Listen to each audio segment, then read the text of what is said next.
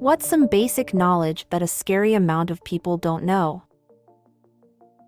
Don't put water on a grease fire. This is when your pan/pot catches fire while cooking. Cover it with the pot or pan lid and turn off the heat.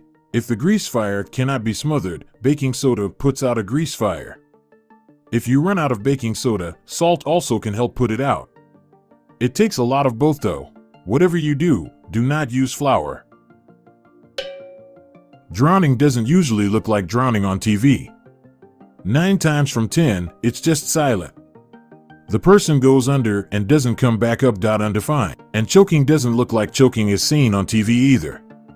If there's any hacking/coughing, they aren't choking and don't need a Heimlich maneuver. You only use the Heimlich if there's no sound coming out of their mouth. I worked in a care home. I literally had a lady choke to death on me. It was silent. I did the Heimlich, it didn't work. Another resident thought we were hurting the lady and was attacking us to get off her the whole time.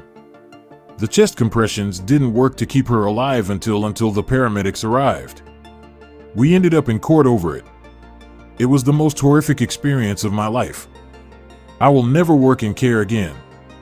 I did the job for 12 years before that.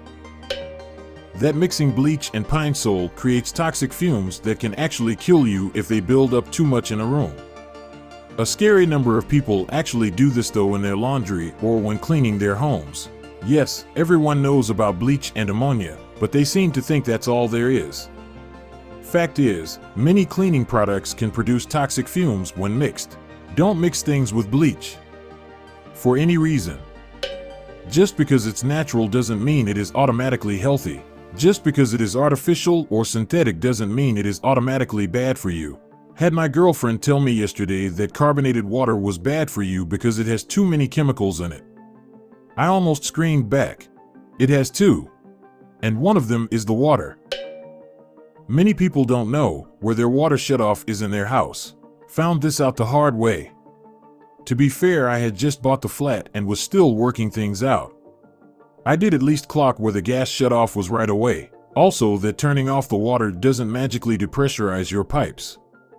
If you've got a leak or are DIYing some plumbing, you need to open up faucets so the water already in the pipes drains out. How long it takes a semi-truck to stop. It always makes me mad when I pass a semi, give them enough space before getting over, and some asshole decides that the space I was leaving for the semi to need to stop is actually for his dumbass to slide into. I'd swear so many people think one car length is plenty of room when everyone's going 70 miles per hour. After actually riding in one for a job I had, it's mind-boggling how many people treat it like a regular vehicle or think it's powered by some magic fairy dust to stop on a dime. How to merge in traffic. Specifically zipper merging. People are extremely terrible at that. It wasn't until last year that zipper merging became the officially recommended way to merge in my state. Our Department of Transportation is doing a pretty decent job educating folks, but it was a constant nightmare before. I hate seeing people get on the highway and immediately move left.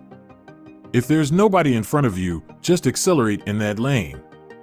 Faster drivers need to pass on the left, so don't change lanes until you encounter a slower driver. Also, use turn signals when merging, especially when your lane is ending. It's the merger's responsibility to make it safe, and if someone is in front of you trying to get in your lane, don't speed up. They're trying to get somewhere, not trying to race you. How a four-way stop works. Every hurricane in Florida, we've several traffic lights go out. People are supposed to treat it like a four-way stop, but instead they do this nonsense. Oh, he went? 10 more of us will go. It's fine. I actually saw one light where people were doing it correctly after Ian and I was so shocked. I'd almost prefer that to what happens in the Midwest. Every four-way stop is a nightmare because people want to be polite and wave at you to go first, even if they were sitting there stopped before you even rolled up. Be predictable, not polite. That pretty much every machine requires maintenance. Think dishwashers, washing machines, cars, mowers, etc. They aren't magic boxes. And they will last longer if you know how to maintain them.